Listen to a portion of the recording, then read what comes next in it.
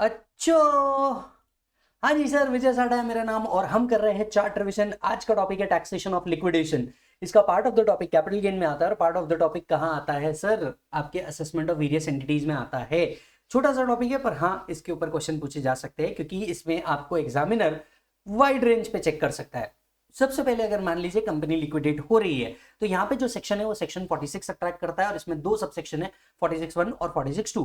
46(1) कहता है अगर कंपनी लिक्विडेशन में है तो कंपनी के हाथ में ये ट्रांसफर नहीं माना जाएगा। There will be no capital gain to company on transfer of capital asset upon liquidation to share holder.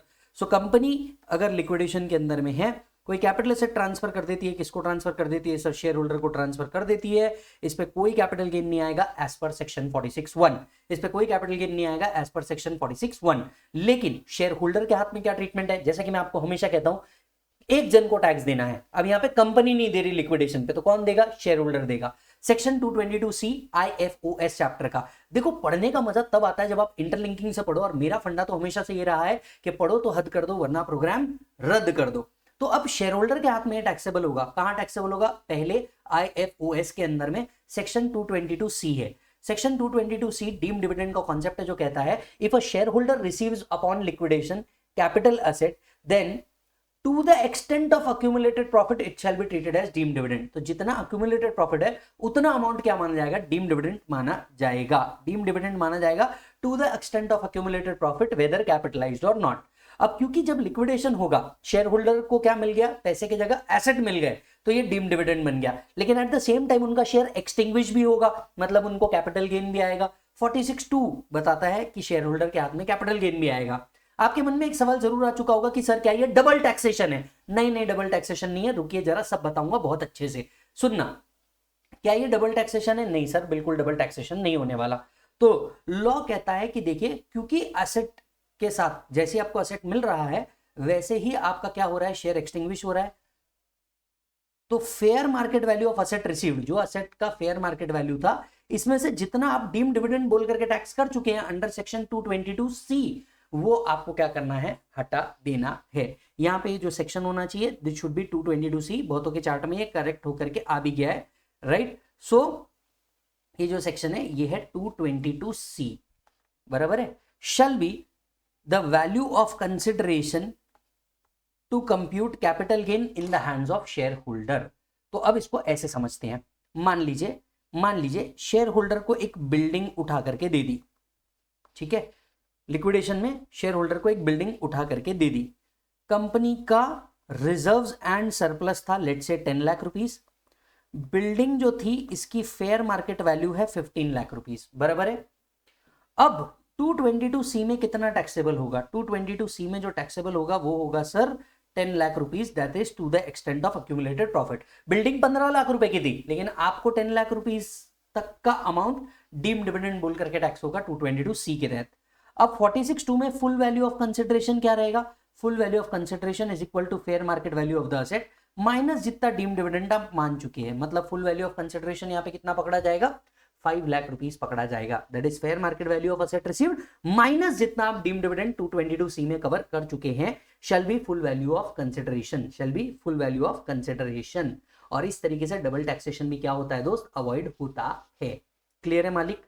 अब आते हैं असेसमेंट ऑफ वेरियस एंटिटी से रिलेटेड पार्ट पे। सेक्शन है सेक्शन 178। ये वो सेक्शन है जो लिक्विडेशन में सबसे ज्यादा बार पूछा गया है आज तक थियरी में। हमारे क्वेश्चन बैंक के अंदर में इसके ऊपर हम लोगों ने क्वेश्चन भी रखा हुआ है, ध्यान से सुनिए। Whenever a liquidator is appointed it is the responsibility of liquidator that within 30 days he should communicate to AO having having the officer who has jurisdiction over this particular company that he has been appointed as liquidator. Now after the appointment of liquidator he has to communicate within 30 days. Now it is the responsibility of AO that he will consider the tax payable by the company and communicate to liquidator within 3 months from the date of the notice to him कि भैया कितनी tax liability आ रही है। जो भी tax liability आ रही है इतना अमाउंट सेट असाइड करना पड़ेगा लिक्विडेटर को। अगर लिक्विडेटर इस तरीके से सेट असाइड नहीं करता तो ये लिक्विडेटर की पर्सनल रिस्पॉन्सिबिलिटी बन जाती है। Yes, so upon appointment liquidator shall have a communication to AO within 30 days about his appointment. Shall have communication to AO within 30 days about his appointment. The AO shall within 3 months from the date of receipt of notice notify liquidator about the amount to be set aside to meet the tax liability. If liquidator fail to set aside, he shall be personally liable with other liquidator if any. So एक से ज्यादा liquidator है तो दोनों की liability joint and several liability बन जाएगी. साथ साथ में पर्सनल लाइबिलिटी के साथ साथ में एक और चीज बोनस पॉइंट देता हूं, इसी के साथ साथ पेनल्टी भी लगती है, सॉरी आपको प्रोसिक्यूशन भी आता है अंडर सेक्शन 276A. इसी के साथ साथ प्रोसिक्यूशन भी आता है अप टू 2 इयर्स का सेक्शन 276A के तहत, राइट. सो लिक्विडेटर की पर्सनल रिस्पॉन्सिबिलिटी तो बनेगी, साथ साथ में प्रोसिक्यूशन भी आ जाएगा. अब एक और चीज आती है सेक्शन 179. प्राइवेट कंपनी जब भी लिक्विडेशन होती है तो क्या होता है, प्राइवेट कंपनी जब भी लिक्विडेशन पे आती है, all those person who were the director in the previous year, वो सारे के सारे जॉइंट एंड सेवरली लायबल होते हैं as per section 179. So if private company assets are not sufficient to meet the liability, every person who was a director shall be jointly and severally liable. अब इस पूरे topic में आपके लिए क्या पूछा जा सकता है, 46(1), 2, 222C ये तीनों पूछा जा सकता है. साथ में 178 को थ्योरी में सबसे ज्यादा पूछा जा सकता है. तो logically exam point of view से एक ये वाला पार्ट याद रखना और दूसरा 178 याद रखना, आपका टैक्सेशन ऑफ लिक्विडेशन खत्म हो जाएगा. देखिए कितने आसानी से आपने पूरा का पूरा टॉपिक खत्म कर दिया. ये चार्ट रिवीजन से ही संभव है और ये चार्ट्स आपको ekathamacademy.com पे मिल जाएंगे बुक सेक्शन में सीए कॉलम में जाकर के या सीएमए कॉलम में जाकर के.